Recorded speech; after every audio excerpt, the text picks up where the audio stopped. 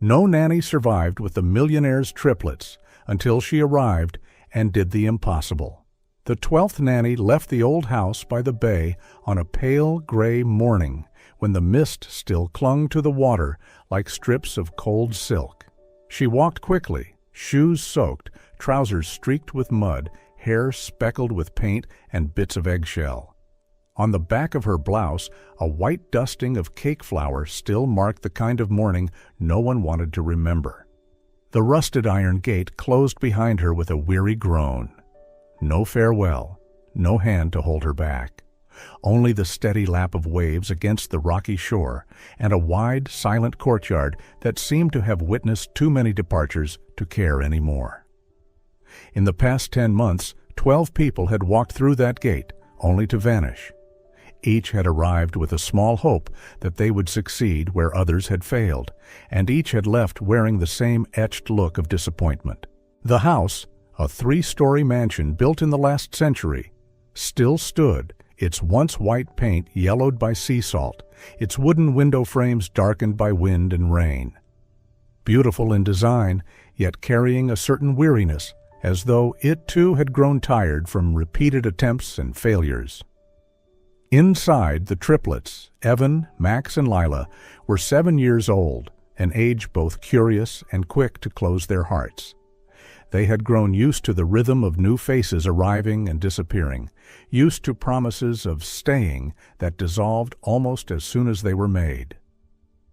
And upstairs, Christopher Hale, 42, a renowned architect, was bent over his blueprints, as if the scratching of his pencil could fill the space his late wife had left behind. Isabel Hale had left this world a year ago in a diving accident. Since then, the Bay House had no more evening piano music, no more painting sessions in the garden, no more bedtime stories. In their place came the echo of footsteps on wooden floors and the sound of doors closing too quickly. Mrs. Porter, the longtime housekeeper, stood at the steps, watching the departing nanny's figure fade into the mist. There was no surprise in her eyes, only the tired acceptance of someone who had seen this scene too many times. She knew another would come, try, and perhaps fail again. Because here, the challenge had never truly been about caring for children, but about touching the invisible fractures no one had yet been patient enough to reach. And that morning, as the waves kept their rhythm beyond the windows and the scent of salt drifted through the hallways, a new chapter was quietly preparing to begin. Before the sea took Isabel, this house had been filled with laughter and color. Every weekend morning, piano notes drifted from the living room, mingling with the smell of coffee and the warm scent of baking that carried through the halls. Isabel, with her wavy brown hair often tied high and hands always smudged with paint, was the soul of the house. She was an art teacher at the town's elementary school, but to her 3 children, she was a storyteller, a companion, and the captain of their imagined adventures. That summer, Isabel had planned a diving trip near the coral reef she'd once promised to take Evan, Max, and Lila to when they were old enough. But that morning, the wind came early. Christopher had advised her to postpone, but Isabel only smiled, saying she wouldn't go far, just close enough to see the sea creatures. By afternoon, a sudden rip current surged beneath the calm surface. Isabel vanished before the rescue team could arrive. When Christopher got the call, the sky was still blue, as if nothing had happened. But in that instant, summer closed forever for the Bay House. After the funeral, Christopher didn't smash things or scream. He locked Isabel's studio, leaving the easel with paint still wet, and buried himself in work. As a renowned architect, he took on more projects than ever, leaving early, coming home late, often traveling. Work became his shield against reality. The children had nowhere to hide. Evan, the eldest, grew quiet. He often stood on the 3rd-floor balcony for hours, staring at the sea, as if waiting for a boat that might bring his mother back. Max was the opposite, loud, quick to provoke, as though if he didn't shake the walls, no one would remember he was there. Lila, the youngest, retreated to her corner, clutching the knitted doll Isabel had made for her, avoiding anyone's gaze. Mrs. Porter tried to maintain order, but she could not fill the space a mother had left. Breakfasts became disjointed, one child eating dry biscuits, another skipping entirely, the third sipping cold milk. The living room was a mess of toys, and arguments broke out more often. From afar, Christopher knew things were getting worse. He hired nannies one after another, hoping to find someone strong enough to hold the children together. But one after another left. Some lasted only days. Some left notes reading, "These kids don't need a nanny. They need a miracle." Gradually, even hope grew cautious. The household fell into the fragile rhythm of rushed beginnings and abrupt endings, and no one believed a true change could happen. What they didn't know was that sometimes miracles don't knock loudly at the door. They enter quietly, bringing not promises, but the will to stay until the very end. 20 miles from the bay, in a rented room barely big enough for a single bed and an old wooden bookshelf, Hannah Reyes sat in front of a scratched computer screen, job listings scrolling slowly like water seeping through cracks. She had been caring for children since she was 19, mostly for working-class families in town. No contracts, no certificates, no high pay. But in every home, she was always the last one who didn't leave. Hannah's childhood was unlike most. She lost both parents at the age of 6 in an intercity bus accident. From then on, she was moved through 8 foster homes. In some, she stayed less than a week. In one, she was sent back to the orphanage simply for refusing to eat pea soup. At 18, Hannah left with an old suitcase, a few books salvaged from a discarded library pile, and one unshakable belief: children don't rebel when they are loved enough. She worked a patchwork of jobs, selling books, teaching neighborhood kids to draw, and babysitting for families unconcerned with formal qualifications. Hannah had little to flaunt on a resume, but she carried a rare skill: seeing a child's pain without anyone having to say it aloud.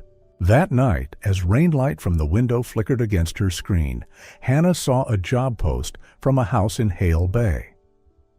Nanny needed for 3 7-year-old children, challenging position, professional experience preferred, competitive salary. The phrase challenging position to her wasn't a warning, it was a cry for help. She searched the name Hale and quickly found old articles. Isabel Hale, an art teacher, had died a year ago, leaving behind her husband and triplets. In 10 months, 12 nannies had left. A blurred grayscale photo appeared on the screen. 3 children with eerily similar expressions, not smiling, not angry, but as if asking silently, "If I hurt you first, will you leave faster?" Hannah left the professional qualifications section blank. She attached no letters of reference. In the reason for applying box, she typed just one line: "I know what it's like to be the child no one stays for." Days later, she sat across from Christopher Hale in the second-floor study. He glanced over her file, empty save for personal details. "You didn't bring a resume?" he asked, his voice rough with fatigue. Hannah shook her head. "I'm not good at writing about myself." "Then can you talk?" She paused, her eyes turning to the window where white sails swelled in the wind. "I grew up in foster care. At first, I hated all adults. They came, made promises, then disappeared. What I remember most was an old woman who used to bring bread. She didn't ask questions, just sat beside me when I cried. I asked her why she never asked anything. She said, 'You already have too many questions. No one answers. I'm here so you don't have to ask one more?'" The room fell silent. In Christopher's mind, an image surfaced. Lila curled under the table clutching her doll, refusing to come out just because it was too windy. He leaned back slowly. "What do you think of my 3 kids?"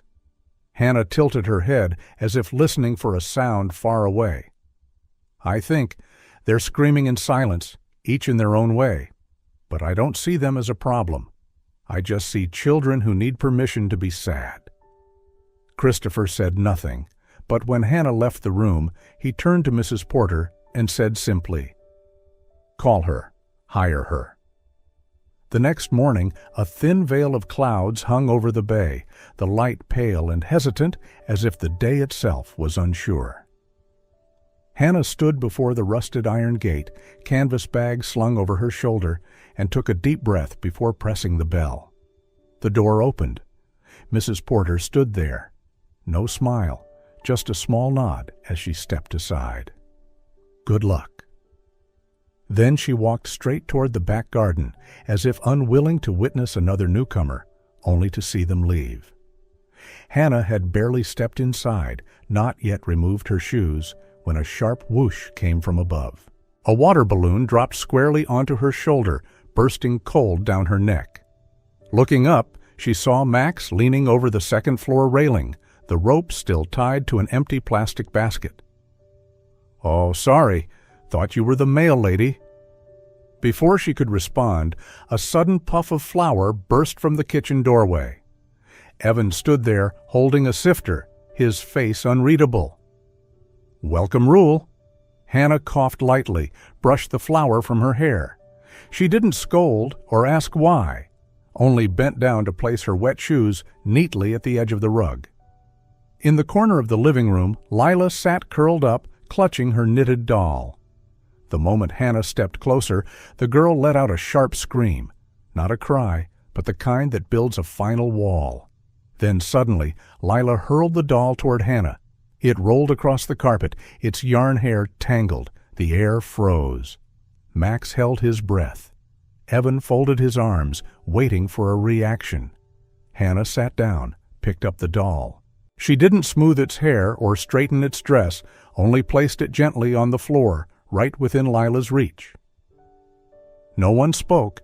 Hannah didn't try to make conversation. "No, I understand. No, don't be upset."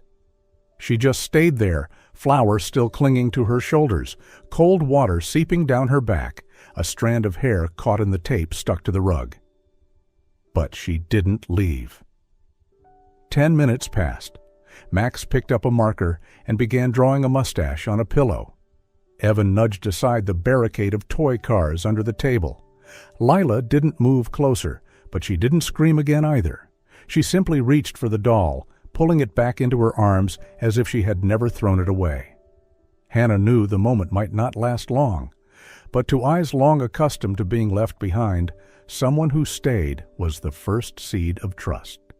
On Monday morning, Hannah woke while the bay was still wrapped in mist. The kitchen of the old house was cold and still, the distant waves like a slow, steady breath. She turned on the oven, the flour and butter already set out the night before. Not to score points, not to teach anyone a lesson, but simply because the scent of warm cookies had once been her way of comforting herself on nights when she missed her mother so much she couldn't sleep. When the first batch came out, the sweet butter aroma drifted down the halls. Hannah didn't call the children, only set a plate of cookies on the table beside a pot of hot tea. Each cookie bore a crooked little heart carved with the tip of a knife, a habit she'd kept since the orphanage when she wanted to give someone something just for them, even if she had no other gift. Footsteps sounded on the stairs. Evan appeared first, eyes still guarded, but without a sharp remark.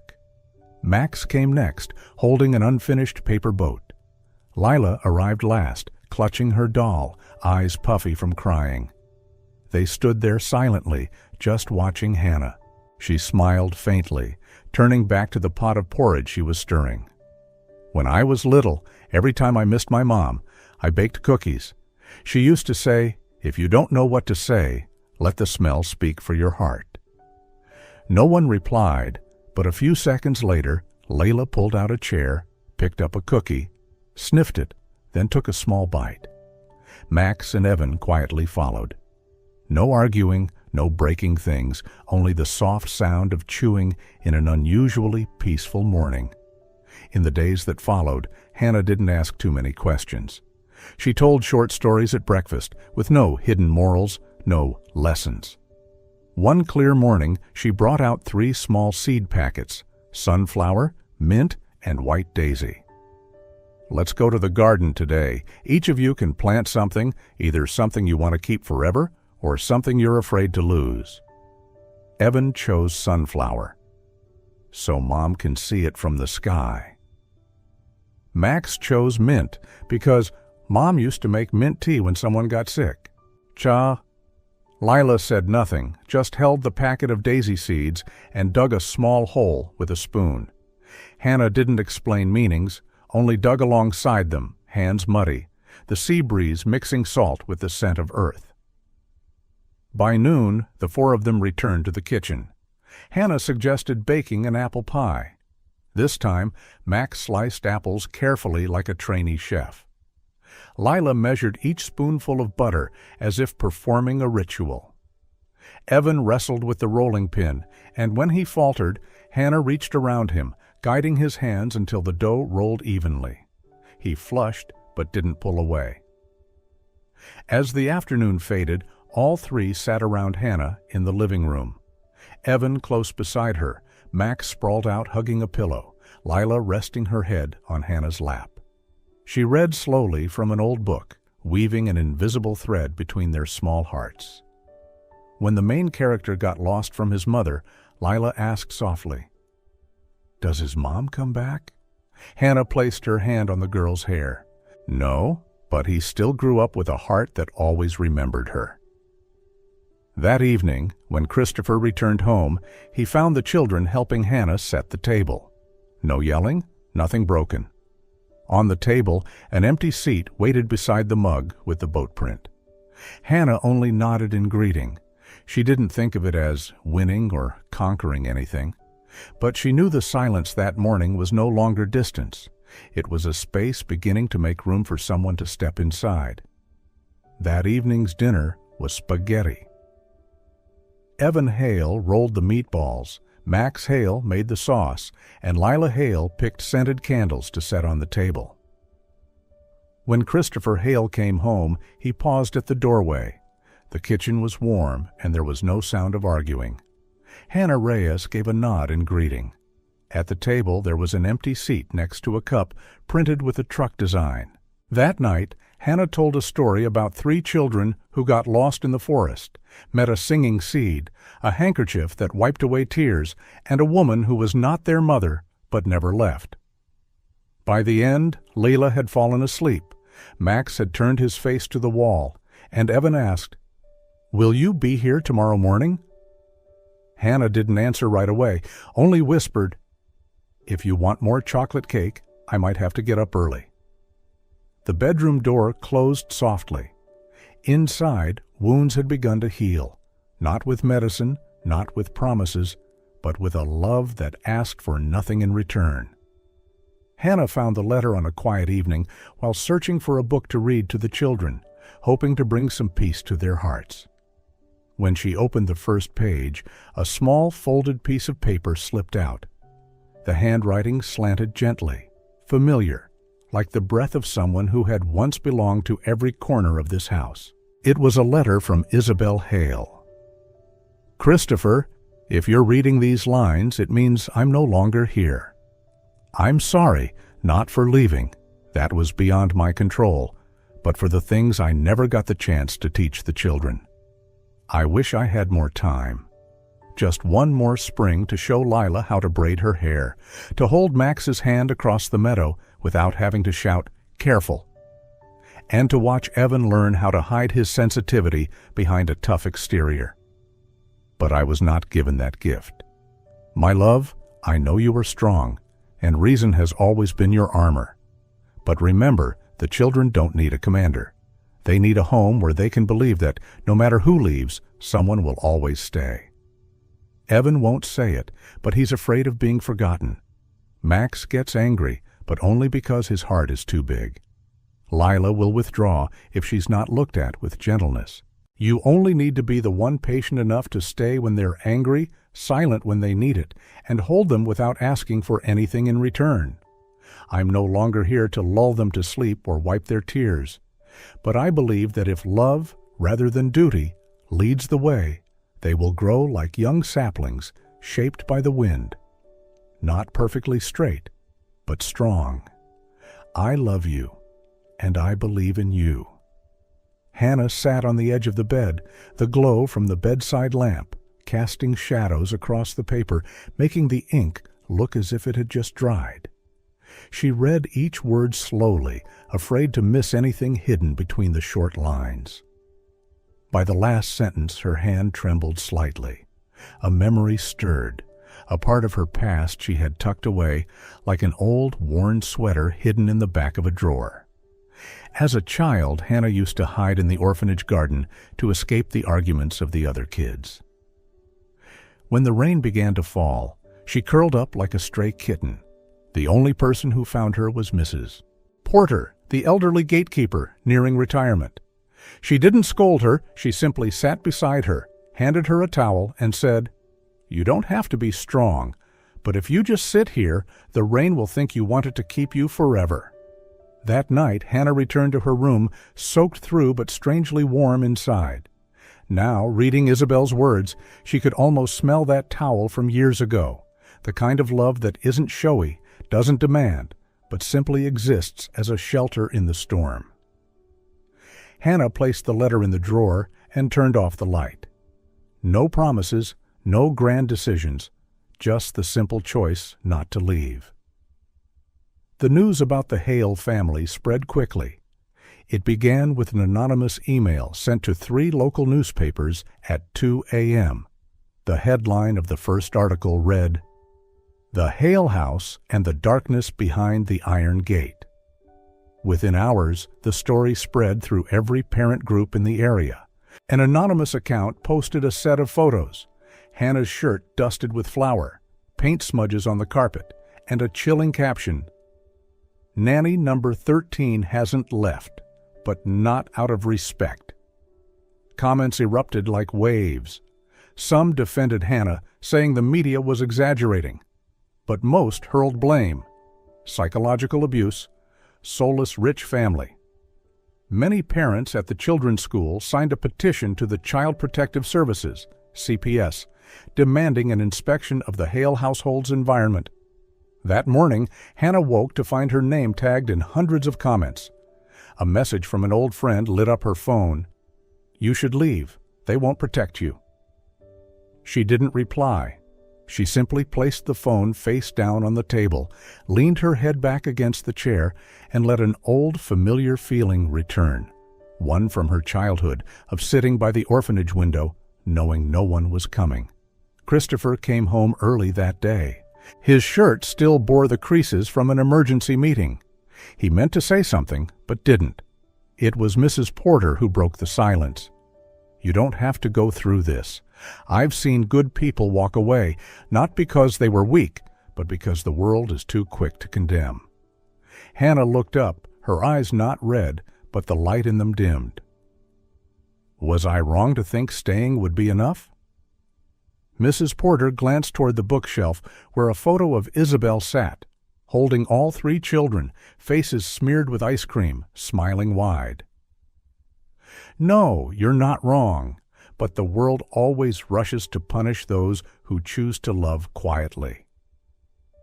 3 days later, the call from CPS came. Mrs. Porter set the receiver down on the table, her hand trembling slightly. "They're coming to inspect, maybe to verify, or—" She didn't finish, but the fear was clear. If CPS found something unsuitable, the 3 children could be taken away, just when they had begun to feel the warmth of a home again. Hannah didn't ask questions. She simply said softly, "We won't perform. They'll see what they need to see." Mrs. Denning, an investigator from CPS, arrived on a foggy morning that cloaked the entrance to the Hale estate. She wore a light gray shirt under a long black trench coat, carrying a thick folder, her expression as strict as an error-free timesheet. Hannah Reyes opened the door. No smile, no offer of tea, only a slight nod before saying, "I suggest you stay the whole day. Don't let the children know you're here. I also won't clean up or prepare anything special. Let everything be as it is on a normal day."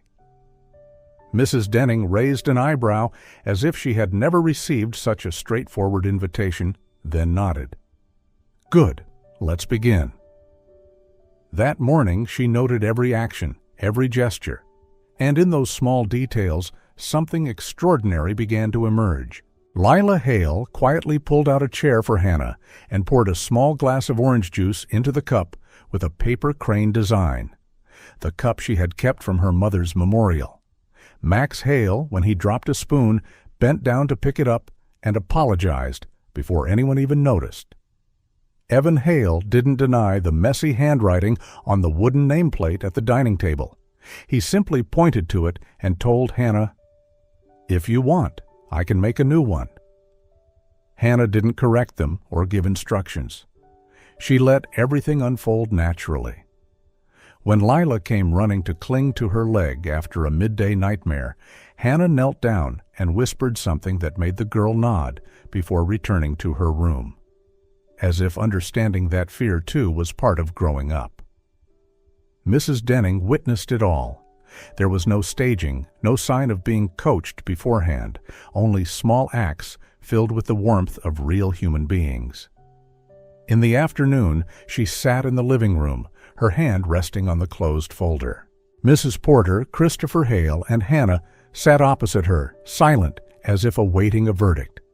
But she only said, "In 20 years of protecting children, I've learned one thing.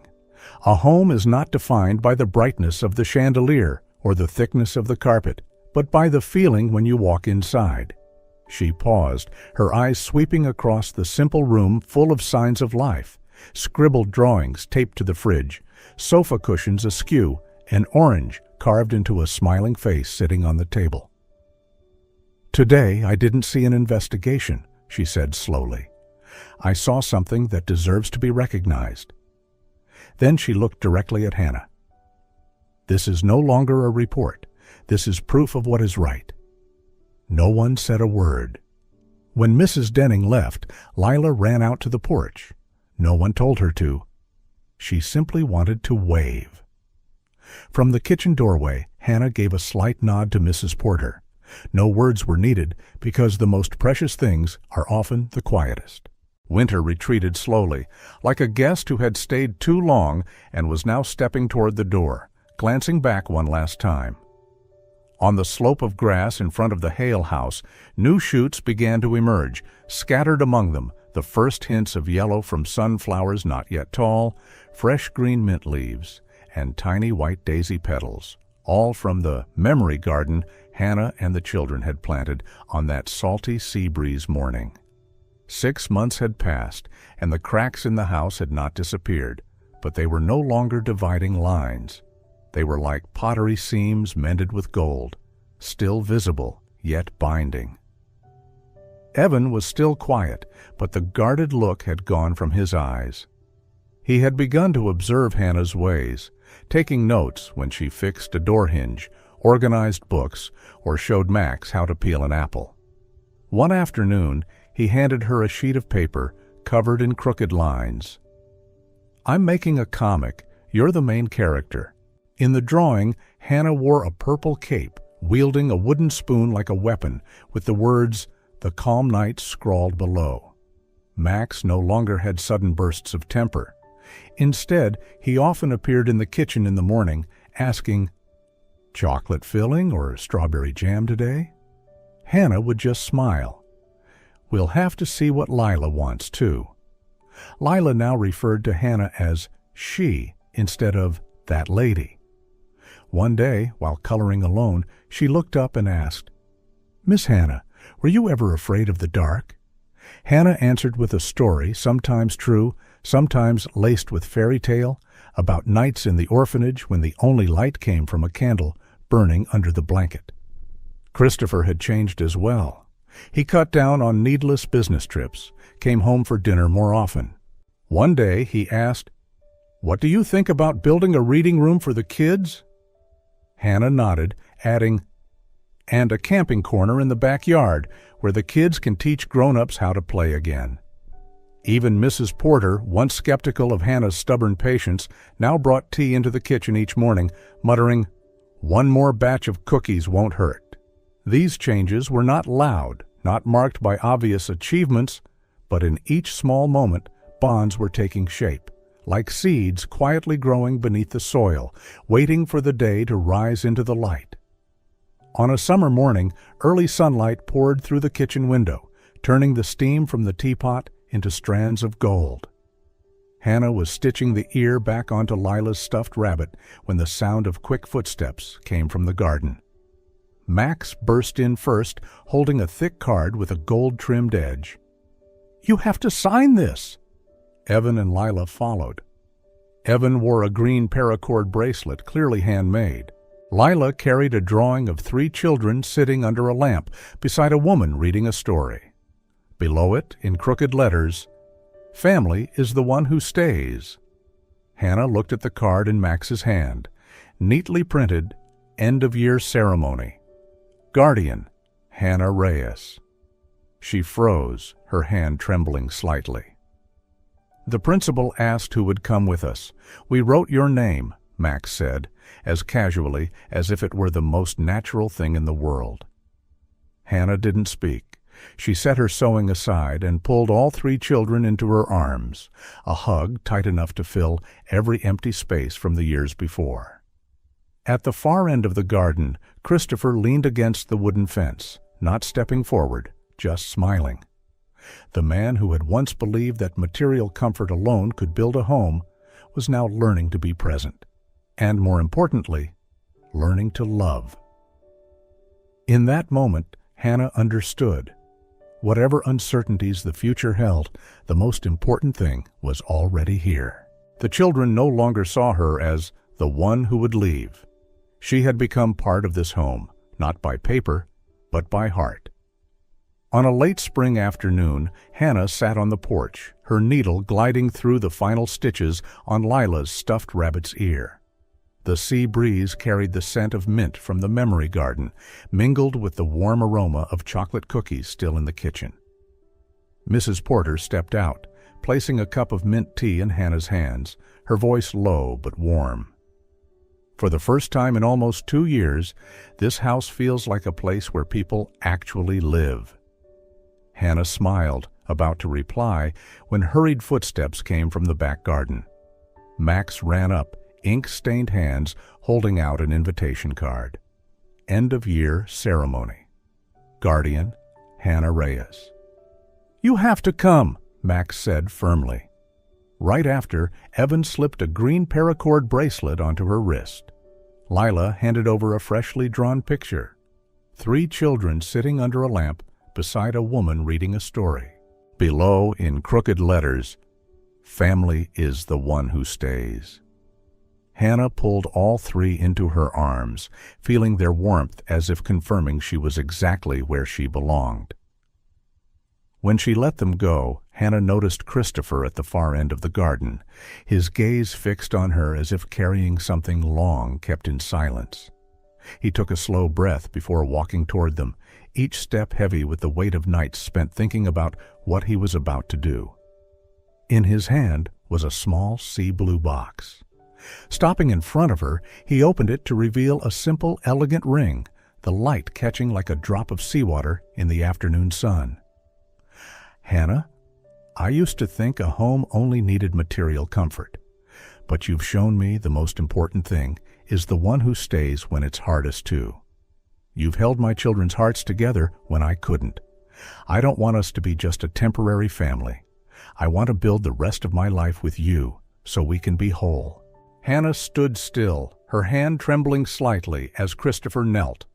The 3 children held their breath, eyes wide, as if waiting for the ending to their own fairy tale. "Will you stay?" Christopher asked, his voice deep but certain. "I've stayed since the day I walked through that gate." Hannah felt her heart pound so loudly she thought the children could hear it. Her hands trembled, her breath caught halfway, but her eyes stayed on his. She smiled through the rush of warmth in her chest and nodded. Cheers burst from Max, Evan, and Lila. Mrs. Porter dabbed her eyes with a handkerchief, smiling all the while. A month later, the wedding was held right in the garden, among rows of sunflowers, mint, and daisies. The sea breeze carried its salt into the laughter. Hannah wore a simple white dress, Christopher a deep blue suit, and the 3 children, in matching outfits with little bows, stood proudly beside them. As they exchanged rings, Hannah felt every empty space in her life quietly close, as if invisible hands were stitching her past into something whole. Beside them, Evan stood straighter, Max grinned without restraint, and Lila slipped her hand into hers. 3 silent witnesses to the promise that no one here would ever leave again. This was no longer the Hale house. It was their home, truly and completely. That night, as the living room glowed in warm yellow light, Hannah opened the notebook once titled Nanny Journal and crossed out the words. She wrote instead, "Things I learned from children who feared love." Outside, the wind moved through the garden, making the stems of sunflower, mint, and daisy bend gently as if whispering blessings for the new family.